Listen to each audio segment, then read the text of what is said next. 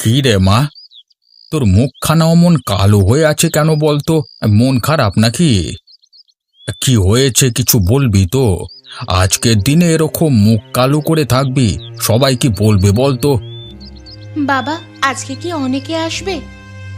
আর তা তো জানি না, তবে ছেলের বাড়ি থেকে কয়েকজন তো আসবেই। কেন বলতো? তুই এসব নিয়ে এত ভাবছিস কেন?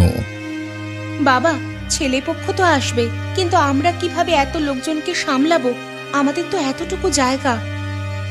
তোকে নিয়ে এসব ভাবতে হবে না, ছেলে পক্ষ আসবে। তুই বরং গিয়ে একটু নিজের যত্ন নে। মায়ের রান্না হয়ে গেলে বলবি তোকে যেন একটু ভালো করে সাজিয়ে দেয়, কেমন? বাবা, তুমি এত কিছু সামলাবে কি করে একা?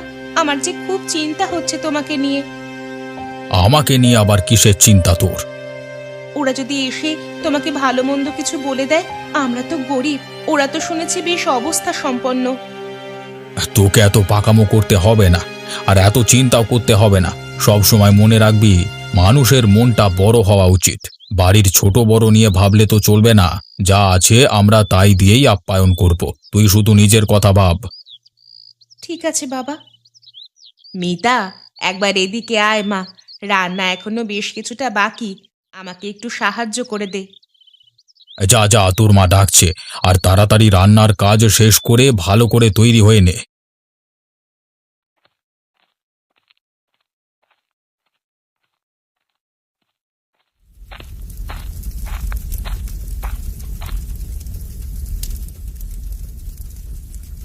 হ্যাঁ গো, ওরা এসব রান্না বান্না খাবে তো? শুনেছি বেশ বড় বাড়ি থেকে আসছে ছেলে। আমাদের এসব রান্না ওদের পছন্দ হবে তো? তোমরা মাতে আর মেয়েতে মিলে কি শুরু করেছো বলো তো? এত চিন্তা করছো কেন? আর তোমাদের যদি পছন্দ না হয় তবে হবে না। আমাদের মিতার জন্য কি ছেলের অভাব পড়েছে নাকি? আমাদের মেয়ে যথেষ্ট গুণী। যে ছেলের আমার মেয়ের ঘুম দেখে পছন্দ হবে, মিতার বিয়ে তার সাথেই হবে। আমাদের বাড়ি কিরকম, আমাদের বাড়িতে কি রান্না হয়েছে না হয়েছে, সেসব দিয়ে তো তার দেখার প্রয়োজন নেই। আমাদের যেটুকু সামর্থ্য আমরা তাই দিয়েই তাকে আপ্যায়ন করব। এত ভেবো না মিতার মা। ভাবনা কি আর সাধে হয় বলো? মিতার বয়স তো নেহাত কম নেই আর। এমনিতেই আমাদের বাড়ি নিয়ে গ্রামের মেয়ে বউদের মধ্যে এত কানাঘুষো চলে। তার ওপর যদি বাড়ি থেকে ছেলেপক্ষ বেরিয়ে গিয়ে গ্রামে ভালো মন্দ কিছু কথা বলে, তাহলে তো গ্রামে থাকা দায় হয়ে যাবে।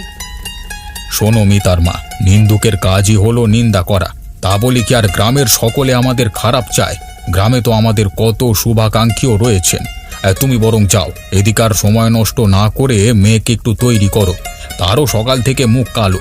এমন মুখ কালো করে ঘুরে বেড়ালে এমনিতেই কারোর পছন্দ হবে না। আর সেদিন ওর জন্য যে নীল রঙের শাড়িটা নিয়ে আসলাম, ওটা আজকে পরিয়ে দাও। ওই নীল রঙটা পরলে ওকে বড় ভালো লাগে দেখতে। হ্যাঁ গো, আমি ওকে নীল শাড়িটাই দিয়ে এসেছি, ও পরছে।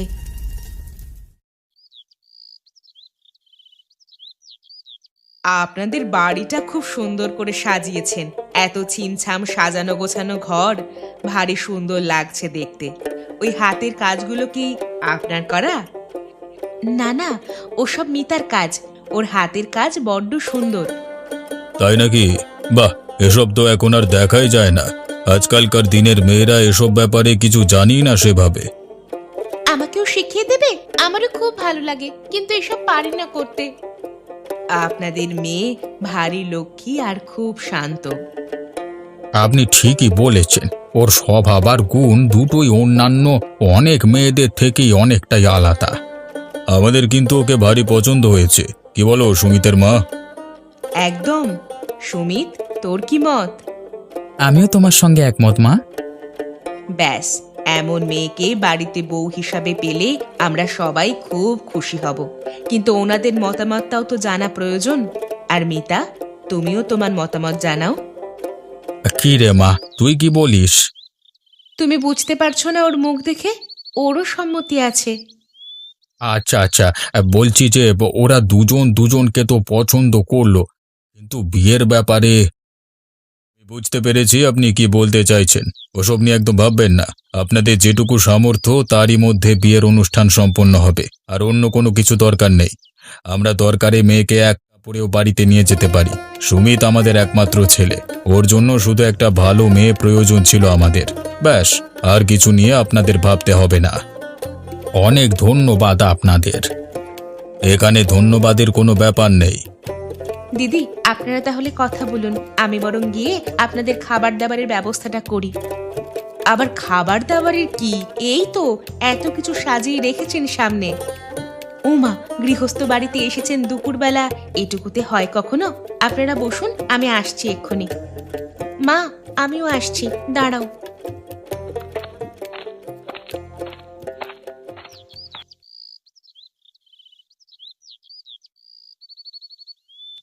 আপনাদের হয়তো মাটিতে বসে খেতে একটু অসুবিধে হবে, দয়া করে একটু মানিয়ে নেবেন।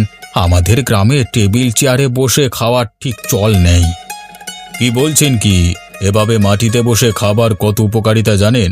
আমাদের শহরে তো এই মাটিতে বসে খাওয়ার চল উঠেই গেছে এখন। সেজন্য কত রকমের যে হজমের সমস্যা হয় তার কোনো ঠিকানা নেই। এই সুযোগে আমাদেরও আরেকটিবার মাটিতে বসে খাওয়া হবে। আরে করেছেন কি? এত কিছু একসাথে খাওয়া যায় নাকি? খুব সামান্য আয়োজন করেছি দিদি, ওটুকু আপনারা খেতে পারবেন। এখানে তো আপনাদের শহরের মতো অত ভালো ভালো জিনিস পাওয়া যায় না, গ্রামে যা পাওয়া যায় তাই দিয়েই রান্না বান্না সব করা হয়েছে। আমরা শহরের মানুষ গ্রামের এ সমস্ত খাবারের জন্য হাকুপাকু করতে থাকি। এমন বিশুদ্ধ খাবার দাবার, নির্ভেজাল মাছ এসব গ্রামেই এখনো পাওয়া যায়, শহরে এসব পাওয়া যায় না। একদম তাই, গ্রামের পুকুর থেকে তোলা টাটকা মাছ, বাড়ির বাগানে হওয়া টাটকা শাক পাতা, এসবের স্বাদই আলাদা। আরেকটা মাছ দি। একদম না মিতা, অনেক খাওয়া হয়ে গেছে মা, আর খেতে পারবো না। এটা রান্নাই খুব ভীষণ ভালো হয়েছে। মিতা, ওনাদের পায়েসটা দাও। এরপরও আবার পায়েস? খাও মা, ওটা মিতা বানিয়েছে, ওর হাতের পায়েসটা বড় ভালো খেতে হয়।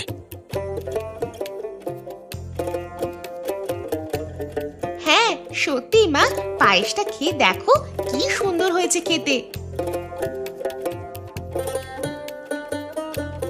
সত্যি মিতা, পায়েসটা খুব সুন্দর হয়েছে খেতে। আর একটু দিই তাহলে? অল্প দাও মা।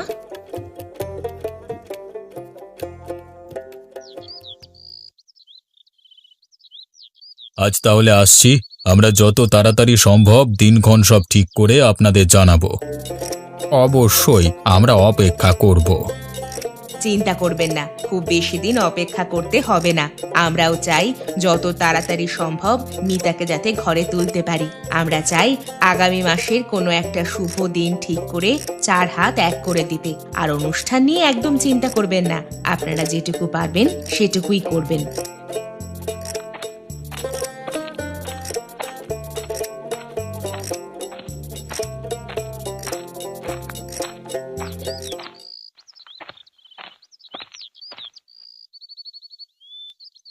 বলেছিলাম না, আমাদের মেয়ের গুণ আর স্বভাব যারা বুঝতে পারবে তাদের কখনো ওকে অপছন্দ হবে না।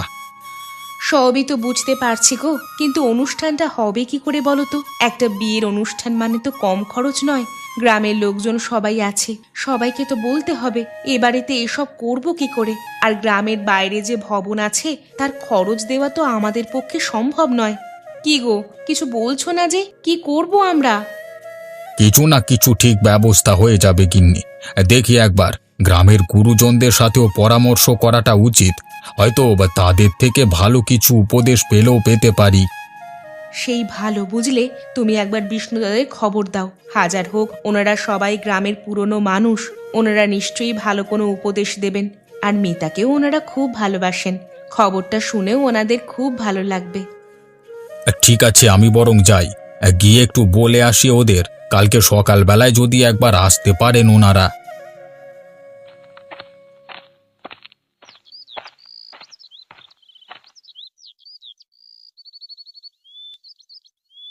কি ব্যাপার বলো তো রমেশ, জরুরি তলব?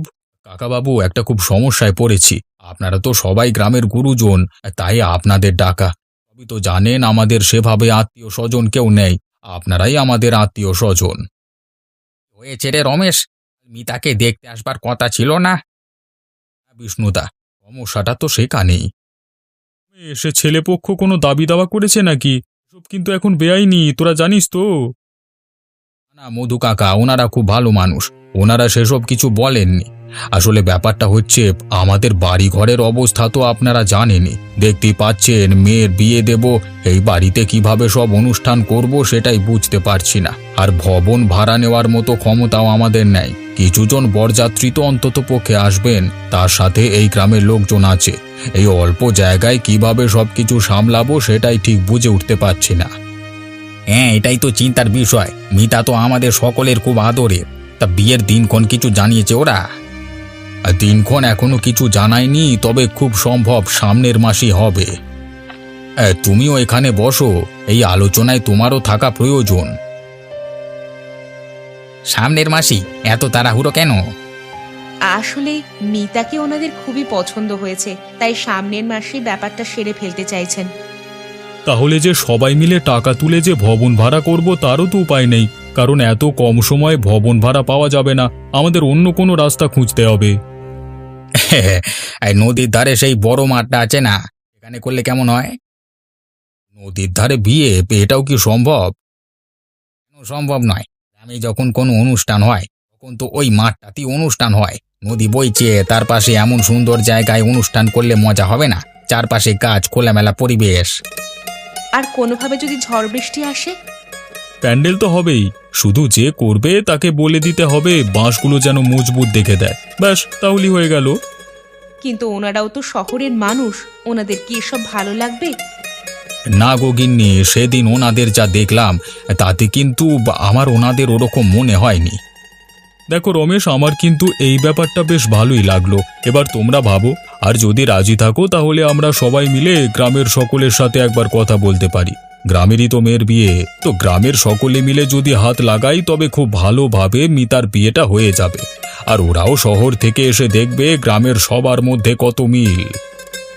তাই তো, গ্রামের সবার সাথে কথা বলে ওখানেই করতে হবে ঠিক করলাম। এটাই ঠিক হবে, সবাই মিলে হাতে হাত রেখে আয়োজন করব, দেখবি সব ভালো হবে।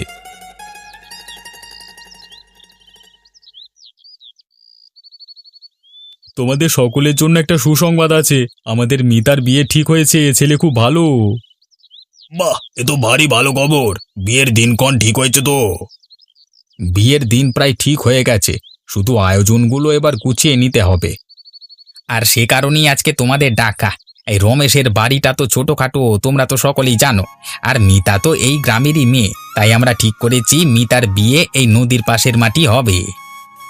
এ তো খুব ভালো খবর, হোক না, অসুবিধে তো কিছুই নেই।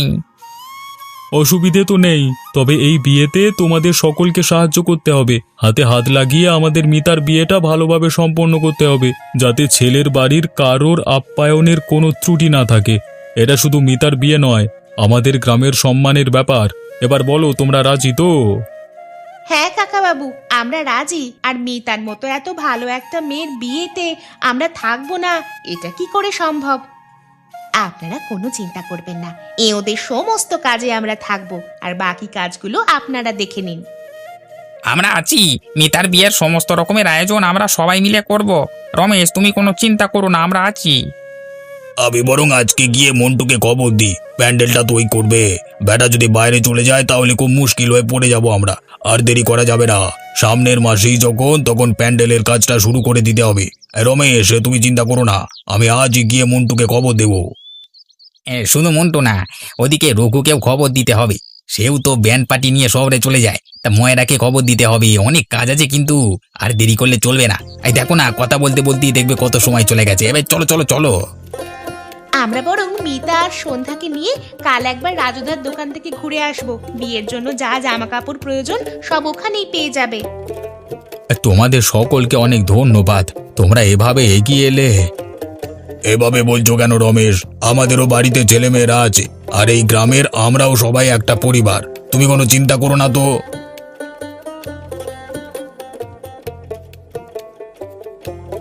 ওরে মন্টু, খুঁটিটা ঠিক করে বাঁধিস, যেন হাওয়া লাগলে নড়ে না যায়। আর মাটিটা ঠিক মতো চাপ দে, না হলে রাতের বেলায় বৃষ্টি হলে সব ভেঙে পড়বে।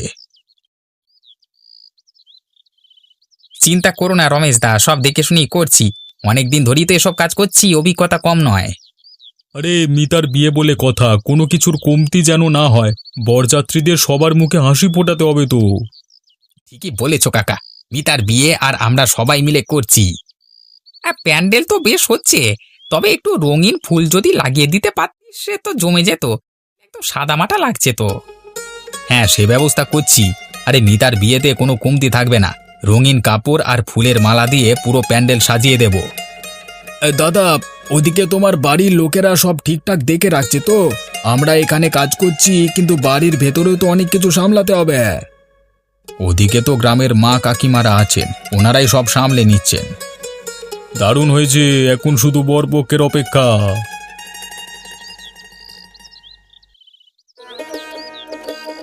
আর একটু হলি ডালটা নামিয়ে ফেলবো। আরে তোর ওদিকে মাছ ভাজাটা হলো?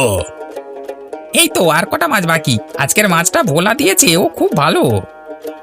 এই তাড়াতাড়ি কর, এবার মাংসটা চাপাতে হবে, নাইলে তো এদিকে দেরি হয়ে যাবে। এই তো এখনই হয়ে যাবে। সত্যি আজকে মনে হচ্ছে গ্রামে অনেকদিন পর একটা উৎসব লেগেছে। আর ঠিকই বলেছ, আমাদের মেয়ের বিয়ে বলে কথা। মিষ্টি সব ঠিক আছে তো? এই, তুই ওই কটা সন্দেশ বানিয়েছিস কেন? ওতে হবে না। চিন্তা নেই, আরো 2 গামলা সন্দেশ আমি মিতাদের ওখানে পাঠিয়ে দিয়েছি। তোমার চিন্তা নেই, কম পড়বে না। নারকেল নাড়ু, সন্দেশ সব একদম ঠিকঠাক আছে। দেখিস মিষ্টি যেন কোনোভাবে কম না পড়ে। চিন্তা করো না কাকিমা, আমরা সব দেখে শুনে ঠিক করে রেখেছি। মিতার বিয়েতে সবাইকে পেট পুড়ে মিষ্টি খাওয়াবো।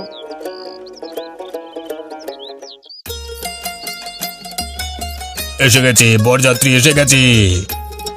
এই বরকে দেখ, বরকে দেখ।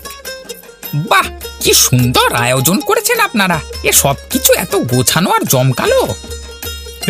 এমন সুন্দর পরিবেশ, এত সুন্দর আয়োজন দেখে আমাদের ভীষণ ভালো লাগছে। এরকমটা এর আগে কখনো দেখিনি। দেখেছো, আমাদের মিতাকে একবারে রাজকন্যার মতো লাগছে। আর সুমিতকেও ভীষণ ভালো লাগছে। দুটিতে খুব মানিয়েছে ভালো। হ্যাঁ রমেশ, এবার বরযাত্রীদের বরঞ্চ খেতে বসিয়ে দি। বিয়ে শেষ হতে তো এখনো বহু দেরি। ওনারা অনেক দূর থেকে এসেছেন, নিশ্চয়ই খিদে পেয়ে গেছে। হ্যাঁ হ্যাঁ রমেশ, বিষ্ণু একদম ঠিক কথা বলেছে। ওদেরকে খেতে বসিয়ে দাও। আর অনেকেই তো আছেন, সময় তো লাগবে একটু নাকি?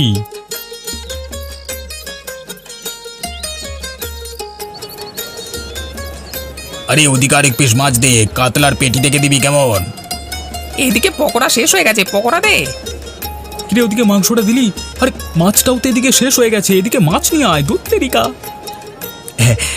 খুব বেশি আয়োজন করতে পারিনি, আপনারা একটু মানিয়ে গুছিয়ে নেবেন কেমন? কি বলছেন? এত আয়োজন করে বলছেন খুব বেশি আয়োজন করতে পারিনি? এত খাবার আর এত ভালো রান্না হয়েছে, আমরা সবাই খুব খুশি। এইখানে মাংস নিয়ে আয় রে। আর কিছু লাগবে না, এত ভালো রান্না হয়েছে, প্রচুর খেয়ে ফেলেছি। আপনারা গ্রামের সবাই মিলে এত সুন্দর আয়োজন করেছেন আজকে। সত্যি আজ বুঝতে পারছি গ্রামের সবার মধ্যে কতটা মিল। আর নদীর ধারে এরকম আয়োজন এক অপূর্ব অভিজ্ঞতা। সত্যি এরকম আয়োজন আমরা এর আগে কখনো দেখিনি।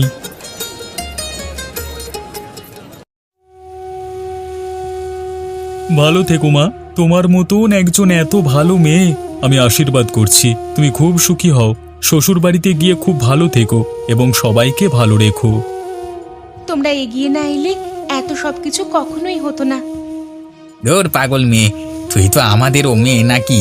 এই গ্রামের মেয়ে তুই। তোর বিয়েতে আমরা যদি না থাকি তাহলে কি করে হবে?